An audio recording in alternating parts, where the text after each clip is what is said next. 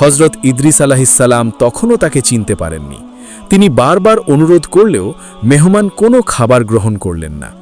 তিনি লক্ষ্য করলেন উক্ত মেহমান সারা রাত আল্লাহ তাআলার ইবাদতেই কাটিয়ে দিলেন। পরদিন সকালে হজরত ইদ্রিস আলাহিসাল্লাম আবার বললেন, ভাই, এবার অন্তত কিছু খাবার গ্রহণ করুন। কিন্তু মেহমান এবারও খাবার গ্রহণ করলেন না।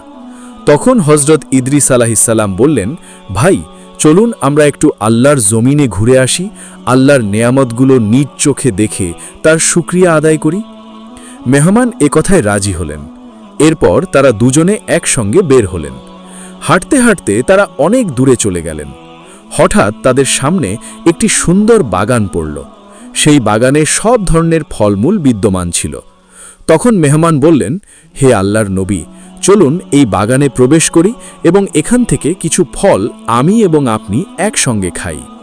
মেহমানের কথা শুনে হজরত ইদ্রিস আলাহিসাল্লাম রাগান্বিত হয়ে বললেন, আপনি তো এক আশ্চর্য মানুষ। আপনি কি জানেন না, কারো অনুমতি ছাড়া তার সম্পদ ভক্ষণ করা আল্লাহ তাআলা পছন্দ করেন না? এটা সম্পূর্ণ হারাম। হজরত ইদ্রিস আলাহিসাল্লামের কথা শুনে মেহমান কিছুই বললেন না, চুপ করে রইলেন।